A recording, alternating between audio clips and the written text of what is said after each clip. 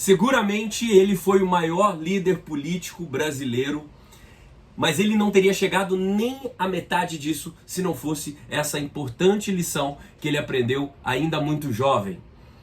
Mesmo tendo contra si uma das oposições mais virulentas de todos os tempos, ele ainda é mais lembrado por bons do que por maus motivos.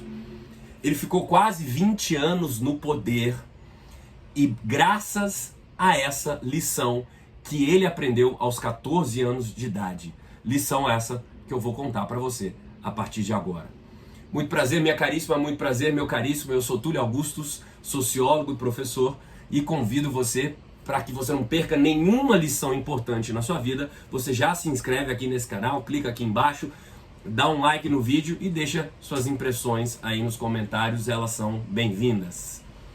Bom, você já deve ter percebido que a gente está falando aqui de ninguém mais, ninguém menos do que Getúlio Dornelles Vargas.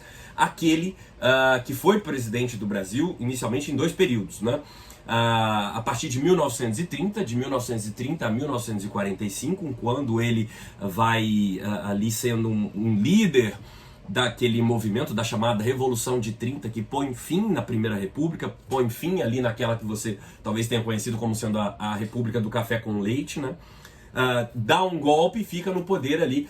O governo foi marcado por algumas fases diferentes, né? Inclusive uma fase ditatorial, ali a partir de 1937, quando ele dá um autogolpe, inaugura o chamado Estado Novo, né? Aí o mundo ali no final da Segunda Guerra Mundial, 1945, está passando meio por uma onda democratizante e essa onda acaba expelindo Vargas do poder. Mas depois ele volta em 1950, democraticamente eleito como presidente do Brasil e fica até o fatídico 24 de agosto de 1954, quando ele dá um tiro no peito e sai da vida para entrar na história, né, nas palavras dele mesmo. Você já conhece essa conversa toda. O que você talvez não saiba é a lição que fez ele ser tão bem sucedido assim na política, como ele próprio dizia. Bom, tudo começou numa quente tarde de verão, no ano da graça de 1896, ali no finalzinho do século XIX, lá em São Borja, no Rio Grande do Sul, na fazenda Itu, ali às margens do Rio Uruguai, na fronteira do Brasil mesmo, né? O general Manuel Vargas, que era o pai do Getúlio, mais ou menos ali com uns 14 anos de idade, o Getúlio com 14 anos de idade, que fique bem claro, não o general Manuel Vargas. O general Manuel Vargas estava ali com seus correligionários debaixo da sombra de um buzeiro na fazenda Itu, confabulando, fazendo política ali, e eles ouviram um estrondo muito alto, né, vindo da sede da fazenda, né? Todos foram correr para dentro da sala e ao lá entrarem se depararam com uma cena dantesca, né? Eles viram no chão da sala um guarda-chuva aberto e todo espatifado, quebrado, rasgado, um quadro do Júlio de Castilhos, que era o grande ídolo do general Manuel Vargas, né?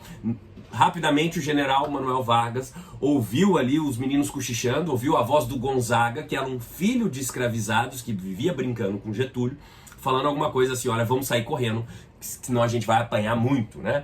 E ele, o general, logo se deu conta de que isso era traquinagem dos meninos, né? Foi correr atrás dos meninos para dar uma sova neles e os meninos sumiram. Pularam a janela e sumiram, né? Ficaram horas e horas procurando os meninos e ninguém achava, né? Bom, por quê, né? Por que derrubar o quadro de Júlio de Castilhos era um crime de lesa pátria naquela casa, né?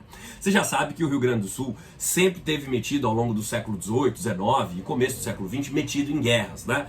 Guerra da Cisplatina, Revolução Farroupilha, a Guerra do Paraguai, teve o Rio Grande do Sul como palco, e a Revolução Federalista, né? O general Manuel Vargas, o pai do Vargas, ele se alistou ainda muito jovem na Guerra do Paraguai e por saber ler e escrever ele foi ascendendo de patente muito rapidamente.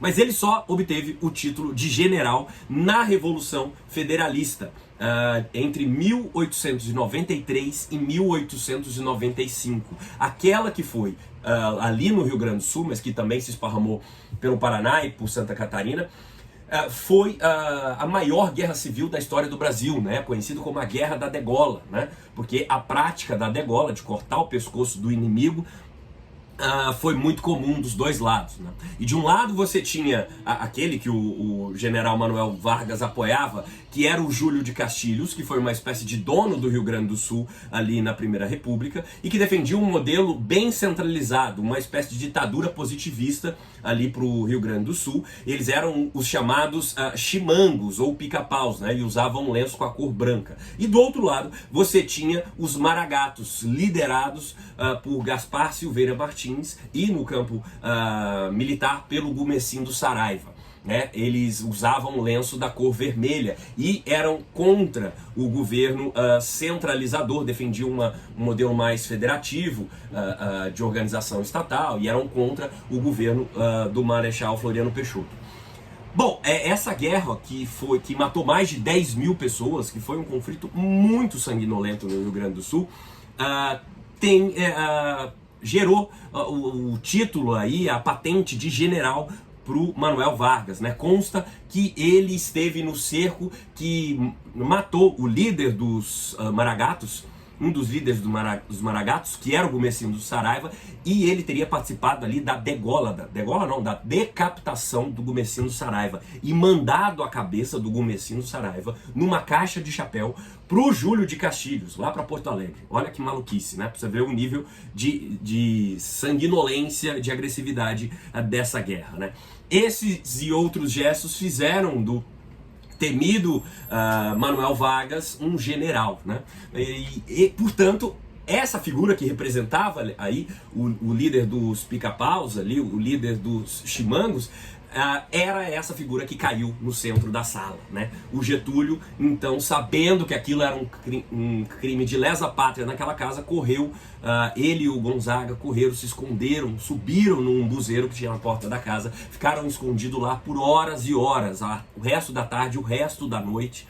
Lá pelas tantas, no início da noite, uma lavadeira disse ter visto os meninos correndo pro lado da lagoa que tinha na fazenda. E aí a mãe e o pai do Getúlio se desesperaram, né? O menino não sabia nadar, fizeram buscas de lampião ao longo da noite e nada desses meninos aparecerem, né? No outro dia de manhã, o Gonzaga teria dito pro Getúlio: olha, vamos descer, Getúlio, vamos voltar, pelo amor de Deus. A gente tá aqui dormindo sem comer, passando fome, passando frio, sem bebês nem nada aqui, sendo torturado pelos galhos das árvores. De repente é até melhor descer e levar a surra lá embaixo do que ficar nesse sofrimento todo aqui. O Getúlio disse: não, calma, ainda tá cedo, vamos segurar mais um pouco. E só lá no meio da manhã do dia seguinte, ao ver a sua mãe toda chorosa ali na porta de casa, o Getúlio pensou: bom, já tá na hora de descer, acho que agora a gente já pode descer. E claro que quando ele chegou, foi recebido aos beijos e abraços pelos seus pais, né, inclusive pelo general Manuel Vargas, porque estavam dando o menino como desaparecido há horas, né? E essa foi a lição que ele disse ter aprendido, que valeu para ele para sempre na política. Essa história está muito bem contada aqui nesse que é o primeiro dos 3 volumes da biografia do Getúlio e do Lira Neto. E o Getúlio diz assim, numa frase: